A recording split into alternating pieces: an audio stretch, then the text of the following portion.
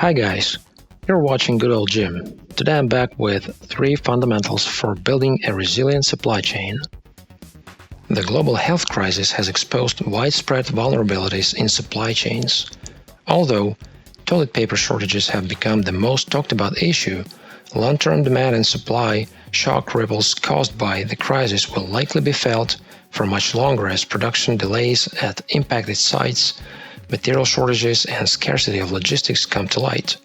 It's no surprise that many companies have relied on old habits to navigate out of the crisis.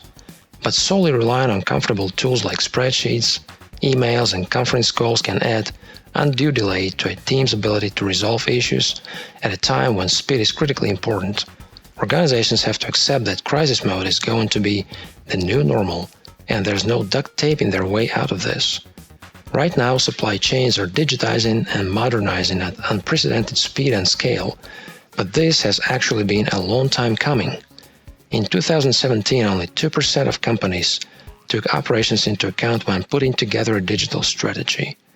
Supply chain organizations have made strides in digitizing some manufacturing and planning processes since then, but not how they triage and resolve disruptions when the unexpected happens.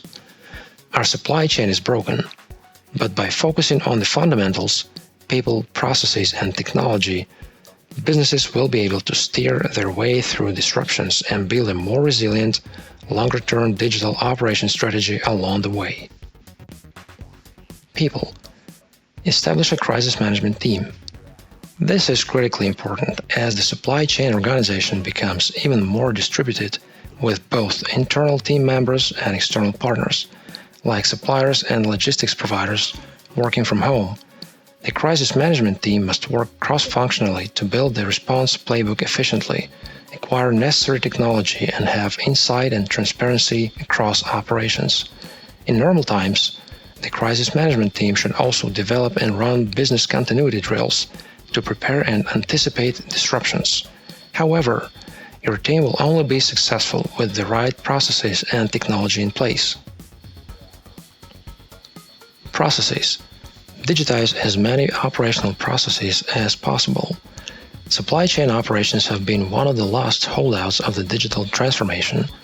This is due in large part to the complexities involved in overhauling a vast network of global paper-based processes, siloed operations, and weighing the cost and benefit of such an initiative. Companies that implement digital practices see immediate and long-term benefit. For example, when physical contact is not a possibility, an e-signature can ensure delivery from a key supplier.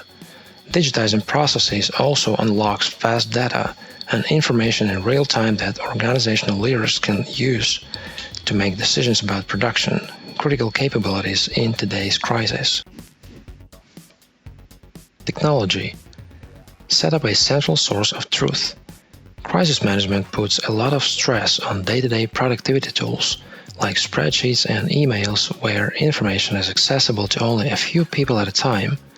Alternatively, information is sent to so many people with no supply chain context or structure via Microsoft Teams or Slack, for instance, that it's completely unclear who is accountable for what and by when.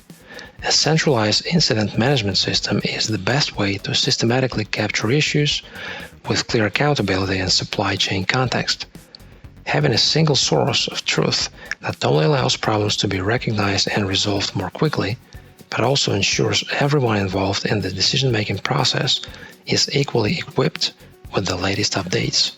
Decisions are only as good as the data that guides them. It's no secret that supply chain initiatives take time to roll out. However, time is not a luxury many operational leaders can spare in today's crisis. It's essential that the right people have visibility into the supply chain, can share data cross-functionally, and communicate effectively with one another to keep production moving.